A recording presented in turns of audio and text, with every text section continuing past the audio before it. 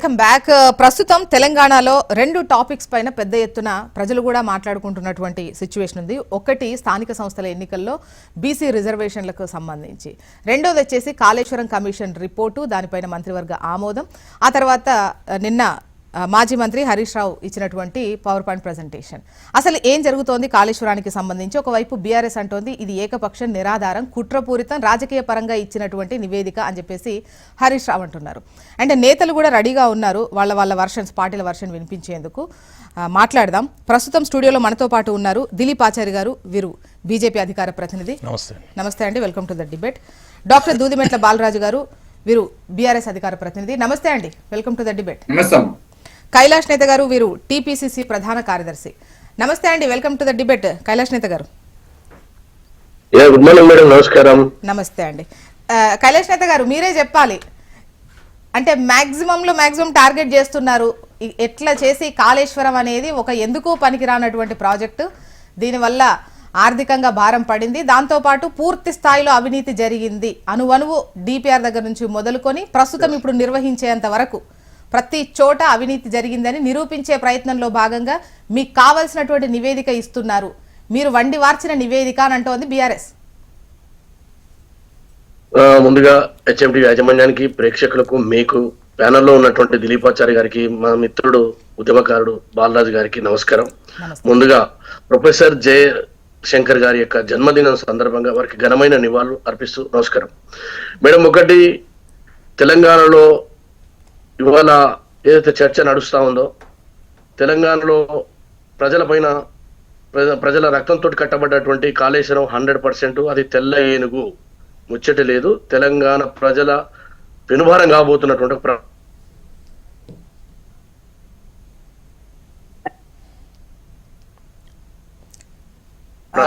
కావాలని ఆ రోజు ముఖ్యమంత్రి మాట్లాడింది వినబడలేదు.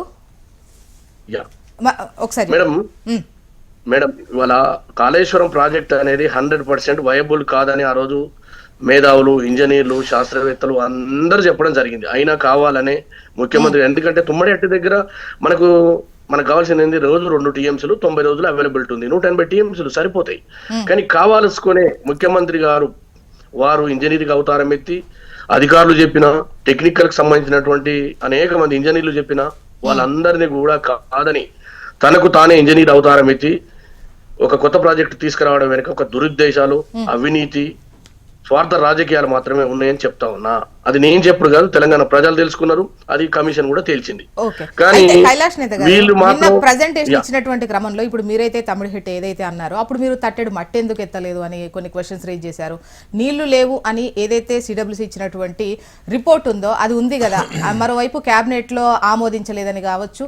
అప్పుడు ఇరిగేషన్ శాఖ మంత్రి, కేంద్ర జలవనరుల శాఖ మంత్రిగా ఉన్నటువంటి ఉమాభారతి గారు ఇచ్చినటువంటి లేఖ రిపోర్ట్ ఏదైతే ఉంటుందో దాంట్లో కూడా కొన్ని మీకు కావాల్సినవి పొందుపరిచారు, మిగతా దాచిపెట్టేశారు, పూర్తి స్థాయి లేఖ కూడా మీరు రిలీజ్ చేయలేదు అన్నటువంటివి నిన్న ప్రెజెంటేషన్ లో చెప్పారు. ఇప్పుడు రంకు నిలిచిన వాళ్ళు బొంకు నేరుస్తారు, అది కామనే. ఎందుకంటే జరిగింది, కూలిపోయింది, కోట్ల రూపాయలు వృధా అయిపోయినాయి, ఒక చుక్క నూరు ఎత్తిపోయలేదు, ఎత్తిపోసినటువంటి దాంట్లో సగం మలిగి తిరిగి కిందికి పోయడం జరిగింది, కరెంటు బిల్లులు వృధా అయింది. తుమ్మడి హట్టి దగ్గర ప్రాజెక్ట్ వయబుల్ అని చెప్పేసి ఆ రోజు రాజశేఖర రెడ్డి గారి నాయకత్వంలో దాదాపు ఒక 20-21 వేల కోట్లతోటి పూర్తి చేయడానికి నిర్ణయించి 9,000 కోట్లతోటి పనులు జరిగినాయి, కాలువలు దొమ్మిండ్రు. కానీ ఈ ముఖ్యమంత్రి తెలంగాణ వచ్చిన తర్వాత తాను స్వయంగా తనకు తానే నిర్ణయించుకొని ఎవరు చెప్పిన సిడబ్ల్యూసీ కానీ మరొకరు కానీ చెప్పినటువంటి వాళ్ళని కూడా బేఖాతరు చేసి చేయడం వల్ల నష్టం జరిగిందని చెప్తున్నాం. ప్రాజెక్టు కట్టాలంటే ముందుగా అధ్యయనం చేసి లేదా ఉన్నటువంటి వాటర్ ఫెసిలిటీస్ యొక్క ఆధారంగా చేయాలి. కానీ ఎత్తిపోసి మళ్ళీ కిందికి తిప్పిపోసి నష్టం జరిగింది కదా, ఇది మేము అడుగుతున్నాం. రెండో విషయము, ఇవాళ మీ తుమ్మడి ఎట్టి దగ్గర ఎందుకు కట్టలేదు ప్రజలకు చెప్పలేదు. కారణం చెప్పగా మీరు కట్టిన దాంతో ఎంత వచ్చిందో చెప్పలేకపోతున్నారు. ఎందుకు ఇవాళ మీ దాన్ని పక్క పెట్టమని చెప్తున్నారు, దాంట్లో నుంచి నీళ్లు తీసుకురాలేకపోతే అసమర్థతతో కాంగ్రెస్ అని మా మీద నెపనెడుతున్నారు. కానీ 1,58,00,000 మెట్రిక్ టన్నుల ధాన్యం ఇవాళ తెలంగాణలో పండింది కదా 2 పంటలల్లో, మరి ఎక్కడి నుంచి వచ్చింది? ఇవన్నీ కూడా కనికట్టు చేసి ప్రజల్ని మభ్యపెట్టి జేబుల్ని నింపుకునేటువంటి ప్రయత్నం. పోని మీరు కట్టినటువంటి ప్రాజెక్ట్ ఏమైనా చక్కగా ఉందా? కూలిపోతా ఉంది కదా. ఇవాళ నాగార్జున సాగర్ కానీ, శ్రీశైలం కానీ, తర్వాత శ్రీరామ్ సాగరే కానీ, మిడ్మానేరే కానీ, ఇవన్నీ కాంగ్రెస్ ప్రభుత్వంలో కట్టినటువంటి కోయిల్ సాగర్ కానీ, కల్వకుర్తి కానీ మేము కట్టినాయి కదా ప్రాజెక్టు. మీరేం కొత్తగా కట్టింది ఏం లేదు. మీరు కావాల్సుకొని మీ యొక్క జేబు సంస్థలకు కాంట్రాక్ట్లు ఇచ్చి తద్వారా జేబులు నింపుకొని ఇవాళ మీరు గమనించాల్సింది, ఒక 2-3 ఇంజనీర్లు దొరికితే 300-400 కోట్లు వాళ్ళ దగ్గర దొరుకుతా ఉన్నాయి. ఎక్కడి నుంచి వచ్చింది ఈ సొమ్ము అంతా? ఎవరి సొమ్ము? తెలంగాణ ప్రజల రక్తాన్ని తాగడానికి మీరు కట్టినటువంటి, తెలంగాణకు ద్రోహం చేసినటువంటి అతిపెద్ద ప్రాజెక్టు కనికట్టు కాళేశ్వరం మాత్రమే.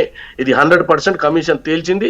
మీరు హరీష్ రావు గారు ఎన్ని మాటలు చెప్పినా, ఏది చేసినా రాబోయే రోజుల్లో తెలంగాణకు పెనుభారంగా మారబోతా ఉంది. మీరు తీసుకొచ్చినటువంటి వడ్డీ కూడా 9% సమాధానం చెప్పుకునే అవకాశం. బాలరాజు గారు, అంటే ఒకవైపు నివేదిక, నిపుణులతో వేసినటువంటి నివేదిక జస్టిస్ పిసి ఘోష్ గారు ఇచ్చారు. మీరు గతంలో ఏవైతే ఆమోదం తెలిపినటువంటి డేట్స్, వాటికి సంబంధించినటువంటి వివరాలు, గతంలో ఉన్నటువంటి మీరు పొందుపరిచిన వాటి ఆధారంగానే ఇప్పుడు ఆ నివేదిక అనేది ఉంటుంది. సో మీరు ఎప్పుడు ఆమోదం తీసుకున్నారు, ఎప్పుడు సెంట్రల్కు లేఖ రాశారు, జలవనరుల శాఖ మంత్రి దగ్గరికి ఎప్పుడు వెళ్ళారు, వాళ్ళు ఎప్పుడు లేఖ పంపారు, వీటన్నింటికి సంబంధించి మీరు పొందుపరిచినటువంటి తారీఖులే కదా.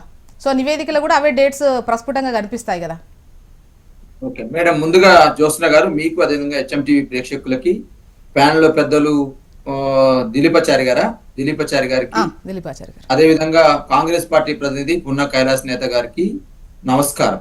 ప్రధానంగా ఈ రోజు ప్రొఫెసర్ జయశంకర్ గారి జన్మదినం సందర్భంగా వారికి నివాళులు అర్పిస్తూ, మరి ఢిల్లీలో ఉన్నటువంటి మా బలహీన వర్గాల నాయకుడు, ఉద్యమకారుడు, మరి బీసీ రిజర్వేషన్లు సాధించుకొనే తెలంగాణకు రావాలని విజ్ఞప్తి చేస్తా ఉన్నాం ప్రధానంగా. అదే క్రమంలో మొదటగా ఏదైతే చర్చ పెట్టినారో ఇలా కాళేశ్వరం చర్చ, ఈ కాళేశ్వరం చర్చ సంబంధించి నిన్న హరీష్ రావు గారు ఒక అద్భుతమైనటువంటి పవర్ ప్రజెంటేషన్, ప్రభుత్వం వేసినటువంటి కమిషను, ఆ కమిషన్ చెప్పినటువంటి నిరాధారమైన ఆరోపణలు, ఇవాళ బీఆర్ఎస్ పార్టీగా గతంలో మీ ప్రభుత్వం ఏం చేసినామనే దాని మీద స్పష్టమైనటువంటి అంశాలను నిన్న పవర్ పాయింట్ ప్రజెంటేషన్ ద్వారా తెలంగాణ సమాజానికే కాకుండా 50 మంది ప్రపంచవ్యాప్తంగా ఉన్నటువంటి తెలుగు సమాజానికి వివరించడం జరిగింది మేడం.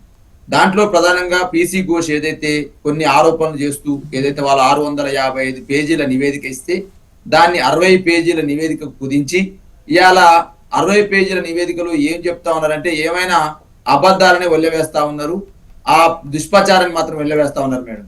అందులో మొదటి దుష్ప్రచారం ఏదైతే ఉందో అక్కడ ఎందుకు మార్చాల్సి వచ్చింది తమిడియట్టి అని చెప్పేసి మాట్లాడుతూ ఉన్నారు మేడం. ఇలా తమిడియట్టిని ఎందుకు మార్చారంటే ఆ రోజు ప్రధానంగా తమిడియట్టి దగ్గర నీటి లభ్యత చూసినట్టయితే ఆ రోజు వ్యాప్కో సంస్థని వారు చేసినటువంటి సర్వే, ఆ ప్రభుత్వం 2007లో దీన్ని మార్చి 16వ తారీఖు రోజు 124 జీవో నెంబర్ జారీ చేసి ఆ రోజు వీళ్ళు ప్రాణాయిత చెవెళ్ల ప్రాజెక్టుకి తమిడియట్టి దగ్గర వీళ్ళు ప్రాణరూపం పోశారు. మరి తమిడియట్టి దగ్గర ఎంత నీటి లభ్యత ఉంది అనే అంశాన్ని స్పష్టంగా ఆ రోజు తేలిస్తే ప్రధానంగా అన్ని సర్వేలు చేసిన ప్రకారం ఏం తేలిందంటే ఎక్కడ ఎంత నీటి లభ్యత చూసినట్టయితే 148 మీటర్లు కడితే నీటి నిల్వ సామర్థ్యం తగ్గుద్ది అని చెప్పేసి సిడబ్ల్యూ చెప్పిన వాస్తవాన్ని గుర్తు చేస్తా ఉన్నా. ఈ 148 మీటర్లు కడితే 168 టీఎంసీలు ఉంటది. 168 టీఎంసీలు ఉంటే పై రాష్ట్రాలకు సంబంధించి 163 పోతే మిగిలింది 102 మాత్రమే. ఆ 102లో మనం 44 టీఎంసీలు మాత్రమే తరలించుకు అవకాశం ఉంటది. కాబట్టి మరి ఇంత పెద్ద ఎత్తున ఖర్చు పెట్టి కట్టడం ద్వారా మనకు 44 టీఎంసీలు వస్తే దీనికి ఉపయోగం ఉంటుందని చెప్పేసి ఆలోచన చేసింది. వాస్తవానికి 152 మీటర్లని గతంలో చెప్పినారు. 152 మీటర్ల సంబంధించి ఒకవేళ కాంగ్రెస్ ప్రభుత్వం ఒకవేళ కట్టే ప్రయత్నం చేస్తే మరి ఆ రోజు మహారాష్ట్ర సంబంధించి పృథ్వీరాజ్ చవాన్ గారు మా కాంగ్రెస్ పార్టీ ముఖ్యమంత్రి ఉన్నారు, ఇక్కడ కూడా కాంగ్రెస్ పార్టీ ముఖ్యమంత్రి ఉన్నాడు. ఎందుకు వీళ్ళు దాన్ని సాధించలేకపోయారు అనే అంశాన్ని HMT ద్వారా అడుగుతా ఉన్నాం. తదనంతరం మేము ఆ రోజు మళ్ళా ఫడ్నవీస్ గారు ముఖ్యమంత్రిగా చేపట్టే తర్వాతకి వాస్తవానికి మన రాష్ట్రం సంబంధించినటువంటి వ్యక్తి కేంద్ర మంత్రిగా పనిచేసేటువంటి గవర్నర్ గా ఉన్నటువంటి విద్యాసాగర్ రావు గారు అక్కడ ఉండడం, తెలంగాణ సంబంధించినటువంటి ముఖ్యమంత్రి కేసీఆర్ గారు, మా ఇరిగేషన్ శాఖ మంత్రిగా ఉన్న హరీష్ రావు గారు ఫడ్నవీస్ గారితో చర్చలు జరిపితే అయ్యా మేము కాంగ్రెస్ పార్టీ మీద కొట్లాడినాం, ఒకవేళ ఆ ప్రాజెక్టు 152 మీటర్లకు కడితే మా కాన్స్టెన్సీ సొంతంగా నేను సీఎం గా కాన్స్టెన్సీ నాది, ఆ జిల్లా నాది, అనేక గ్రామాలు నీటిలో మునుగుతున్నవి, మేము దాని మీద కొట్లాడి మీకు ఎట్ట పర్మిషన్ ఇస్తామని చెప్పడం జరిగింది. అప్పుడు మేము 148 మీటర్లకు కడితే ఏమైనా ఉపయోగం జరుగుతుందని చూస్తే వ్యాప్కోస్ అనే సంస్థ ద్వారా కానీ సిడబ్ల్యూసి ద్వారా మేము సర్వే చేస్తే అక్కడ నీటి లభ్యత లేదని చెప్పడం జరిగింది. అనేక ఆధారాలను నిన్న హరీష్ రావు గారు స్పష్టంగా ఇలా గూగుల్లో ఉన్నది, అన్ని అంశాలు పొందుపరిచిన యూట్యూబ్లలో. దాన్ని చదువుకోవాల్సిందిగా కాంగ్రెస్ పార్టీ పెద్దలకు విజ్ఞప్తి చేస్తా ఉన్నాం. కాబట్టి నీటి లభ్యత లేదు కాబట్టి రీడిజైన్ అయితే బాలరాజు గారు, ఇప్పుడు డిజైన్ అక్కడ కట్టడం కట్టకపోవడం ఇవి ఒకటైతే, అధికారులు అదేవిధంగా ప్రజాప్రతినిధులు ఇందులో పెద్ద ఎత్తున అవినీతికి పాల్పడ్డారు, సో ప్రతి చోట వైఫల్యం కూడా ఉంది అన్నటువంటి నివేదికల అంశాలకు ఏం సమాధానం చెప్తారు? మేడం చెప్తాను మేడం. ఇప్పుడు ప్రధానంగా మేడం ఇది పెద్ద సబ్జెక్ట్ ఇది. ఎందుకంటే ఇవాళ అవినీతి గురించి మాట్లాడుతూ ఉన్నారు. ఇవాళ NDSA గానీ, అదే విధంగా కాళేశ్వరం మీద వేసినటువంటి కమిషన్, PC ఘోష్ కమిషన్ గానీ, ఈ రెండు కూడా వేసిన కమిషన్ యొక్క ఉపయోగం ఏం చెప్పానండి, irregularities and operation and maintenance అనే అంశం మీదనే వీళ్ళు కమిషన్ వేసినారు. అదే విధంగా ఇలా అవినీతి మీద ఈ రెండు NDSA గానీ, NDSA ఏం చేసింది, డ్యామ్ లో ఏమైనా లోపాలు ఉన్నాయా, డ్యామ్ లో కాంక్రీట్ లోపాలు ఏమున్నాయా, డ్యామ్ లో వచ్చిన ఇబ్బందులు ఏంటి, బ్యారేజీ నిర్మాణంలో కింది స్థాయిలో ఎట్లా ఉన్నది యొక్క సాయిల్ నిర్మాణము. అదే విధంగా కమిషన్ ఎందుకు వేసింది, కమిషన్ లో ఆపరేషన్ మెయింటెనెన్స్ ఎందుకు లోపాలు జరిగినవి, ఎవరు అధికార లోపమా ఎందుకు జరిగిందనే అంశాల మీద వేసిరు తప్ప దీంట్లో అవినీతి మీద గురించి కాదనే అంశాన్ని స్పష్టంగా మీ ద్వారా చెప్తా ఉన్నా మేడం. ఇంకొకటి మేడం, ఇవాళ దీనికి అయిన ఖర్చు 80,000 కోట్లు అయితే వీళ్ళు లక్షల కోట్ల అవినీతి జరిగిందనే అంశం ఇంకొక అంశాన్ని ఇలా HMT ద్వారా చెప్తా ఉన్నా మేడం. ఇలా మేడిగడ్డ సంబంధించి మేడం 86 పిల్లర్లు ఉన్నాయి మేడం. 86 పిల్లర్లో 2 పిల్లర్లకు ఇబ్బంది వచ్చిన మాట వాస్తవమే, అది దురదృష్టకరం. దాన్ని బాగు చేయాల్సిన బాధ్యత ఈ ప్రభుత్వం మీద ఉంది మేడం. ఇంకోటి మేడం, మేడిగడ్డకైన ఖర్చు మేడం 2,562,000 కోట్లు ఆ రోజు మేము ప్రతిపాదిస్తే, తదనంతరం అది 3,662 కోట్లు పోయింది మేడం. 3,662 కోట్లు మాత్రమే మేడిగడ్డకు అయిన ఖర్చు మేడం. ఈ మేడిగడ్డకైన 3,662 కోట్లలో కాళేశ్వరం కూలిపోయింది ఎక్కడ, కాళేశ్వరం నిరూపమైంది ఎక్కడ, కాళేశ్వరం ATM అయింది ఎక్కడ, 2 పిల్లర్లు కూలితే దీన్ని మొత్తం కాళేశ్వరం అనేటువంటి ఒక బృహత్తరమైనటువంటి ప్రాజెక్టుని ఇలా అబాస్ పాలు చేస్తూ మేడం, ఇలా ఎంత పెద్ద అద్భుతమైన ప్రాజెక్ట్ గూగుల్లో కొట్టి చూడండి madam, world largest lift irrigation scheme అని కొడితే కాళేశ్వరం అని వస్తుంది మేడం. మీరు చూడండి, ప్రపంచంలో ఎక్కడ కూడా ఇంత తొందరగా పూర్తి చేసింది లేదు. 2016లో మేము ప్రారంభిస్తే 2019లో పూర్తి చేసిన వాస్తవాన్ని గుర్తు చేస్తా ఉన్నా మేడం. కానీ ఇలా వాటిలో ఇంకో మాట అంటారు మేడం, క్యాబినెట్ అనుమతి లేదు, క్యాబినెట్ అనుమతి లేదంటే మేడం, ఇలా నేను అడుగుతా ఉన్నాను, ఇవాళ కాంగ్రెస్ పార్టీ సంబంధించినటువంటిది 2016 మార్చి 10వ తారీఖుని అప్పటి గవర్నర్ నరసింహన్ గారు ఉభయ సభలను ఉద్దేశించి మాట్లాడిన సందర్భాన్ని గుర్తు చేస్తా ఉన్నా. గవర్నర్ ఆమోదం లేకుండా, క్యాబినెట్ ఆమోదం లేకుండా ఎట్లా గవర్నర్ గారు ఉభయ సభల్ని ఉద్దేశించి 2016 మార్చి 10న ఎట్లా మాట్లాడతారో ఒక్కసారి కాంగ్రెస్ పార్టీ ఆలోచన చేసుకోవాల్సిన అవసరం ఉంది. కాళేశ్వరం ప్రాజెక్ట్ సంబంధించి క్యాబినెట్ అనుమతులు ఉన్నవి, అసెంబ్లీలో కూడా దీనిపైన ఒకసారి దిలీప్ ఆచారి గారి వర్షన్ తీసుకుందాం ప్లీజ్. నమస్తే అండి, అందరికీ నమస్తే. ఇప్పుడు ప్రొఫెసర్ జయశంకర్ గారికి నివాళులు అర్పిస్తూ ఈరోజు జరుగుతున్న చర్చ కాళేశ్వరం గురించి తెలంగాణ సమాజం చాలా ఉత్సుకతో ఎదురు చూస్తూ ఉంది. కాంగ్రెస్ పార్టీ ప్రభుత్వం ఏర్పడిన తర్వాత కాళేశ్వరం ప్రాజెక్టు పైన నివేదికలు అంటే కమిషన్లు వేసినారు, విచారణ జరిగింది. 18 నెలల సుదీర్ఘకాలం విచారణ జరిగిన తర్వాత రిపోర్ట్ వచ్చింది. ఆ రిపోర్టు పైన చర్యలు ఏముంటాయి, నిర్దిష్టమైన చర్యలు ఏముంటాయి అని చెప్పి ఈరోజు తెలంగాణ సమాజం ఎదురు చూస్తూ ఉంది. కాంగ్రెస్ ప్రభుత్వం ఏం చేస్తుందని చెప్పి చూడాలి. మీనమేషాలు లెక్క పెడుతుందా, లేకుంటే లోపాయికారు ఒప్పందం కుదుర్చుకుంటుందా, అసెంబ్లీలో చర్చ పెట్టి అక్కడనే తూతు మంత్రంగా చేతులు దులుపుకుంటుందా, మనం చూడాల్సిన అవసరం ఉన్నది. కానీ మనం చూస్తున్న అంశాలు ఏంటంటే ఇప్పటి వరకు కాళేశ్వరం ప్రాజెక్టు పైన 3 రిపోర్టులు వచ్చినాయి. ఒకటి డైరెక్టర్ జనరల్ ఆఫ్ విజిలెన్స్, ఆ కమిటీ వచ్చింది, ఆ కమిటీ రిపోర్ట్ వచ్చింది. దాని తర్వాత NDSA రిపోర్ట్ వచ్చింది, ఇప్పుడు ఘోష్ గారి కమిటీ రిపోర్ట్ వచ్చింది. ఈ 3 రిపోర్ట్లలో కాళేశ్వరం ప్రాజెక్టు డిజాస్టర్ మేనేజ్మెంటు ద్వారానే మొత్తం కుప్పగూలింది అనేది చెప్తా ఉన్నారు. ఇప్పుడు బాలరాజు గారు ఎంత అద్భుతంగా చెప్తున్నారంటే ఓన్లీ మేడిగడ్డలో 2 పిల్లలు అంటున్నారు. ఇప్పుడు కాంగ్రెస్ పార్టీ అదే చెప్తా ఉంది. ఇప్పుడు మాకు అనుమానాలు ఎందుకు వస్తున్నాయి, కాంగ్రెస్ పార్టీ ప్రభుత్వం పైన, చిత్తశుద్ధి పైన ఎందుకు అనుమానాలు వస్తున్నాయి, నిజాయితీ పైన అంటే కాళేశ్వరం ప్రాజెక్టు గురించి మాట్లాడతలేరు, మేడిగడ్డ గురించి మాట్లాడుతున్నారు, లేదనుకుంటే సుందిల్లా అన్నారం బ్యారేజ్ల గురించి మాట్లాడుతూ ఉన్నారు. మీరు మొత్తం కాళేశ్వరం ప్రాజెక్టు గురించి ఎందుకు మాట్లాడతలేరు? మొత్తం కాళేశ్వరం ప్రాజెక్టులో జరిగిన అవినీతి, కుంభకోణము, ఎస్కలేషన్స్, కాంట్రాక్టులు, చెల్లింపులు ఏ విధంగా చేసినారని చెప్పి ఎందుకు మాట్లాడతలేదు ఈ కాంగ్రెస్ ప్రభుత్వం? కన్నెపల్లి పంపులు బాహుబలి పంపులు అని చెప్పారు కదా, అవి మునినాయా లేవా? అంతకంటే ముందే ఇది మేడిగడ్డ ప్రాజెక్టు కుంగడం కంటే ముందే కన్నెపల్లి పంప్ హౌస్ మునిగిందా లేదా వరదలు వచ్చినప్పుడు? బాహుబలి ప్రాజెక్టులు అని చెప్పారు కదా, ఆ ప్రాజెక్టు కాంట్రాక్ట్ ఎవరు? మెగా కృష్ణారెడ్డి గారు కదా. ఆ మెగా కృష్ణారెడ్డి గారిని తీసుకొని వచ్చి ఇక్కడ కొడంగల్ లిఫ్ట్ ఇరిగేషన్లో కాంట్రాక్ట్ కట్టబెట్టారు కదా. ఇప్పుడు కేవలము ఇప్పుడు ప్రజల దృష్టిని మళ్లించడం కోసం మేమేదో చేస్తున్నామని చెప్పి హడావిడి చేయడం కోసం ప్రయత్నం చేస్తుంది కాంగ్రెస్ పార్టీ అని కానీ ప్రభుత్వం కానీ నిర్దిష్టమైన చర్యలకు ఉపక్రమించట్లేదు. దుష్టత్రయము మేము ఒక్కసారి కాదు 2 సార్లు కాదు 100 సార్లు చెప్పినాం. దుష్టత్రయం ఈ రాష్ట్రంలో దుష్టత్రయము ఎవరు? రాజకీయ నాయకులు, అధికారులు, కాంట్రాక్టర్లు. ఈ 3 వ్యవస్థలు దుష్టత్రయం కలిసి ఈ రాష్ట్రాన్ని లూటీ చేసిన అంశాన్ని బహిరంగంగా చెప్పండి అని చెప్పి కాంగ్రెస్ పార్టీకి అవకాశం వచ్చింది కదా, అధికారంలోకి వచ్చారు కదా, చెప్పండి అని అంటే వీళ్ళు ఏం చేస్తూ ఉన్నారు? కంటి తుడుపు చర్యలతోటి సరిపెట్టడం కోసం ప్రయత్నం చేస్తూ ఉన్నారు. ఎక్కడ మీరు నిర్దిష్టంగా చర్యలు తీసుకోవడం కోసం ప్రయత్నం చేస్తూ ఉన్నారు? ఎన్ని రిపోర్ట్లు వచ్చినాయి? ఇప్పుడు విజిలెన్స్ రిపోర్ట్ వచ్చింది, 6 నెలల కాలం అయింది. విజిలెన్స్ రిపోర్ట్ వచ్చిన తర్వాత క్రిమినల్ చర్యలకు ఉపక్రమించండి వాళ్ళపైన, అధికారులపైన అంటే ఇంతవరకు ఏం చర్యలు తీసుకున్నారు రేవంత్ రెడ్డి గారు? ఇప్పుడు ఎన్డీఎస్ఏ రిపోర్ట్ వచ్చి వీరు అన్ని నిన్న హరీష్ రావు గారు కానీ ఇప్పుడు బాలరాజు గారు కానీ అన్ని అవాస్తవాలు చెప్తా ఉన్నారు. సిడబ్ల్యూసి ఇచ్చింది, వాస్కోప్ ఇచ్చింది, సర్వే చేసింది అని చెప్పి ప్రతి దగ్గర అవాస్తవం చెప్తున్నారు. 165 టీఎంసీలో అందుబాటులో ఉన్న 9 దగ్గర అంతకంటే ముందు ప్రాణహిత చేవేళ్ల పేరు మీద పనులు ప్రారంభమైనవి. దాదాపు 8,000-9,000 కోట్ల రూపాయలు ఖర్చు చేసిన ఆ ప్రభుత్వము. ఈ ప్రభుత్వం వచ్చిన తర్వాత అనామత్ తీసుకొని వచ్చి కిందికి తీసుకొని వచ్చి కట్టి మీరు మేడిగడ్డ ఇంకోటి సిడబ్ల్యూసి చెప్పింది, వీళ్ళు వాస్కోప్ ఏం చెప్పింది, వాస్కోప్ సంస్థ ఏం చెప్పింది. మీరు ఇష్టం వచ్చినట్టు మాట్లాడండి. ఎట్లాగో మీరు అబద్ధాలే మాట్లాడతారు కదా, మాట్లాడుతారు. మీకు అవకాశం వచ్చినప్పుడు అవాస్తవాలే కదా చెప్పేది తెలంగాణ సమాజానికి. ఇప్పటి నుంచి కాదు కదా, గత 10 సంవత్సరాల నుంచి మీరు మొత్తం మోసం చేస్తా ఉన్నారు తెలంగాణ సమాజాన్ని. ఇప్పటికి కూడా మీ కడుపు నింటలేదు. 1,000 కోట్ల రూపాయలు దోచుకున్నారు అక్రమంగా. దిలీప్ గారు మళ్ళీ టాపిక్ వేరే అవుతుంది. దయచేసి ప్రాజెక్ట్ దగ్గర అయితే ఒకటి అంటే తమ్మిడిరెడ్డి దగ్గర నీళ్లు లేవు వీటికి సంబంధించి ఇచ్చినటువంటిది అదొక సాకుగా చూపించారు. సాకు అనేది నేనేమంటున్నా, నీళ్ళు ఎందుకు లేవండి? 165 టీఎంసీల నీళ్లు అందుబాటులో ఉన్నవని చెప్పి వాస్కోప్ సంస్థ నివేదిక ఇచ్చింది అంతకంటే ముందు ప్రభుత్వంలో. ఆ నివేదిక ఆధారంగానే అక్కడ ప్రాజెక్టు పనులు ప్రారంభమైనవి. దాదాపు 8,000 కోట్ల రూపాయలు ఖర్చు అయింది. వీళ్ళు చెప్తున్న అంశం ఏంటంటే 63 టీఎంసీలు పక్క రాష్ట్రం అంటే పై రాష్ట్రం వాడుకునే అవకాశం. సిడబ్ల్యూసి చెప్పిన అంశం ఏంటంటే 63 టీఎంసీలతోటి ఒక ప్రాజెక్టు డిజైన్ చేయడం కోసం మహారాష్ట్ర ప్రభుత్వం ప్రయత్నం చేస్తుంది. దానిపైన జాగ్రత్తగా ఉండండి అని ఒక హెచ్చరిక ఇచ్చింది. అక్కడ ప్రాజెక్టు ప్రారంభం కాలేదు, అక్కడ పనులు ప్రారంభం కాలేదు, టెండర్లు లేవు, ఏమీ లేవు. దానికి సంబంధించి దాన్ని సాగ్గా చూపించి 63 టీఎంసీలు వాళ్ళు ఎత్తుకొని పోతున్నారు. 104 టీఎంసీలతో మనం ఏం చేస్తాము?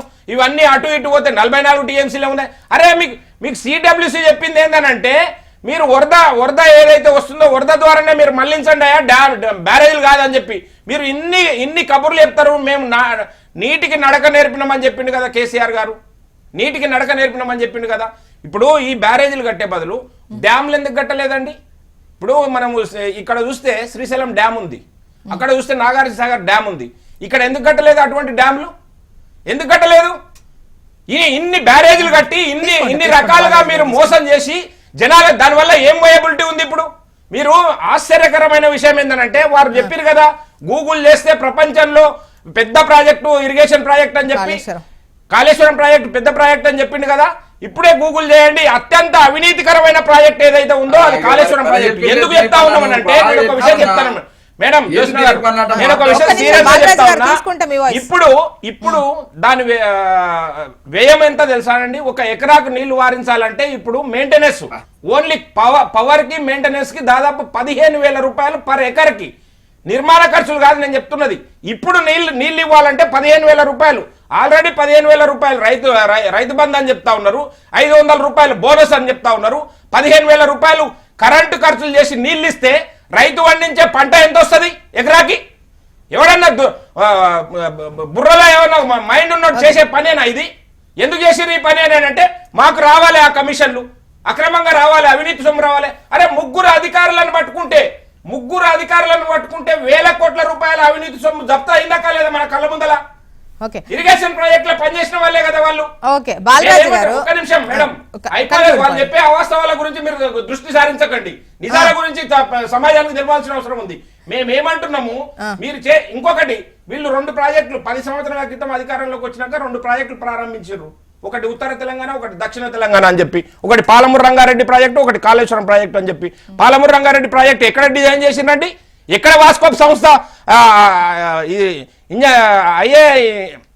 ఇంజనీరింగ్ స్టాఫ్ కాలేజీ వాళ్ళు పోయి 2 సంవత్సరాలు కష్టపడి జూరాల వెనక జలాల ద్వారా పాలమూరు రంగారెడ్డి ప్రాజెక్టును నిర్మాణం చేస్తే ఉమ్మడి మహబూబ్నగర్ జిల్లా, నల్గొండ జిల్లా, పార్ట్ ఆఫ్ రంగారెడ్డి జిల్లా బాగుపడతాయని చెప్తే వాళ్ళు ఆ డిజైన్ ని తీసుకొని పోయి ఆడ కట్టిరు, కొల్లాపూర్లో పాలమూరు జిల్లాలో కట్టిరు. ఆడ బురద కూడా లేదు. అదేంటి రాయలసీమ ఎత్తిపోతల పథకం, పోతిరెడ్డి ఎత్తిపోతల పథకం ద్వారా నీళ్లు ఎత్తుకొని పోతుంటే కళ్ళప్పగించి చూసిన కేసీఆర్ ఆడ తీసుకుపోయి కట్టిండు. బురద కూడా లేదు. కొన్నిసార్లు వరద జలాల మీద ఎవరైనా ఆధారపడి ప్రాజెక్టు కడతారంటే చిన్న విషయం చెప్తాను. పాలమూరు రంగారెడ్డి ప్రాజెక్టుకు డిపిఆర్ లేకుండా, ఏవి అనుమతులు లేకుండా ప్రాజెక్టు ప్రారంభం చేస్తే ఈ నేషనల్ గ్రీన్ ట్రిబ్యునల్ పోతే 900 కోట్ల రూపాయలు ఈ రాష్ట్ర ప్రభుత్వం పైన పెనాల్టీ రూపంలో వేసిర్రు. అంత దుర్మార్గ పాలన సాగించిన కేసీఆర్ గారు ఇప్పుడు వచ్చి తగులునమ్మా అని చెప్పి మేము బాలరాజు గారు మీరు చెప్పాలనుకున్నది ఒక లైన్ లో చెప్పగలరా? ఒక లైన్ కాదు కానీ ఒక 10 seconds లో చెప్పగలరా? ఇప్పుడు తెలంగాణ సంబంధించినటువంటి ఈ కాళేశ్వరం ప్రాజెక్టు గురించి water man of India Rajendra Singh గారు అన్న మాటలు ఒకసారి ఉటంకిస్తా ఉన్నా. తెలంగాణ నిర్మించిన సాగునీటి ప్రాజెక్టులు అద్భుతం, సీఎం గా కేసీఆర్ తెలంగాణను 0 నుంచి హీరోకి మార్చారు. ఇది ఎవరు మాట్లాడారు? నేను బీఆర్ఎస్ పార్టీకి లబ్బ కొట్టుకోలే. Water man of India Rajendra Singh మాటలు. అదే విధంగా సుప్రీంకోర్టు సంబంధించినటువంటి న్యాయమూర్తి సతీష్ చంద్ర శర్మ గారు ప్రజా ప్రయోజనాల కోసం ప్రభుత్వాలు కొన్ని ప్రాజెక్టులు చేపడతాయి, అందులో భాగంగానే తెలంగాణలో కొన్ని ప్రాజెక్టులు నిర్మించారు, ప్రపంచంలో అత్యంత ప్రతిష్టాత్మకమైన కాళేశ్వరం నిర్మించారని సతీష్ చంద్ర వర్మ గారు, ఈయన సుప్రీంకోర్టు బెంచ్ న్యాయమూర్తి గారు అన్న మాటలు ఉటంకిస్తా ఉన్నాను. మేడం నేను ఏమంటే అనినిత్యం ఏదో కేసీఆర్ గారి మీద కాళేశ్వరం మీద ఆరోపణలు చేస్తూ పబ్బం గడుపుకునే ప్రయత్నాలు చేయకండి. ఇలా కాంగ్రెస్ పార్టీ కానీ భారతీయ జనతా పార్టీ కానీ మేడం ఇలా 3 సంవత్సరాల కాలంలో మేడం గతంలో ప్రాజెక్టులు అంటే తెలంగాణలో పెండింగ్ ప్రాజెక్టులు మేడం, ఆ రోజు కేసీఆర్ గారి నాయకత్వంలో వచ్చిన తర్వాతకి పెండింగ్ ప్రాజెక్టులు కాస్త రన్నింగ్ ప్రాజెక్టులు చేసిన వాస్తవాన్ని గుర్తు చేస్తా ఉన్నా. మేడం నేను అంటా ఉన్నా మేడం, అనుమతులు లేవు అని మాట్లాడుతున్నారు మేడం. 13 అనుమతులు కేసీఆర్ గారి నాయకత్వంలో తీసుకున్న వాస్తవాన్ని గుర్తు చేస్తా ఉన్నా. ట్రైబల్ వెల్ఫేర్ డిపార్ట్మెంట్ ద్వారా ఒక అనుమతి, కేంద్ర జలవనరుల సంఘం ద్వారా అనుమతి, ఎన్విరాన్మెంట్ ద్వారా అనుమతి, హైడ్రాలజికల్ డిపార్ట్మెంట్ ద్వారా అనుమతి, ఇంటర్ స్టేట్ అనుమతి, ఇరిగేషన్ అండ్ ప్లానింగ్ డిపార్ట్మెంట్ ద్వారా అనుమతి, అదేవిధంగా సెంట్రల్ గ్రౌండ్ వాటర్ డిపార్ట్మెంట్ ఎటువంటి అవినీతి లేకుండా కట్టడం జరిగింది. అసెంబ్లీలో రేపు పొద్దున చర్చ పెట్టినా కూడా పూర్తి స్థాయిలో ఆధారాలతో సహా మీరు సభకు వస్తారు. 665 పేజీలు కనుక సభలో పెడితే సమాధానానికి చెప్పడానికి సిద్ధంగా ఉన్నారంట, ప్రజలకు చెప్పడానికి సిద్ధంగా ఉన్నారట. 6 అడుగుల బుల్లెట్ హరీష్ రావు గారు ఇచ్చేటువంటి క్వశ్చన్స్ కి ఆన్సర్స్ కి కాంగ్రెస్ పార్టీకి మైండ్ బ్లాక్ అయిపోతుంది. ఓకే, నెక్స్ట్ బీసీ రిజర్వేషన్ కు సంబంధించి స్టార్ట్ చేస్తాం. బీసీ రిజర్వేషన్ పైన తెలంగాణ ప్రజలు కోరుకున్నటువంటి ప్రాజెక్టు మీద డెఫినెట్ గా చర్చ జరగాలి. చర్చ జరిగినప్పుడు కేసీఆర్ గారు రావాలి, తెలంగాణ ప్రజలు చూడాలి. జరిగేది బుల్లెట్టా లేకపోతే లిల్లీ పుట్ట ఏదో జరుగుతుంది సంథింగ్. నేనేమంటున్నా చర్చలు వాదోపాదాలు జరుగుతాయి, కానీ మిమ్మల్ని రమ్మని రిక్వెస్ట్ చేస్తున్నా. ఫామ్ హౌస్ నుంచి బయటకు వచ్చి అందరు వెయిట్ చేస్తున్నారు. Please come. నెక్స్ట్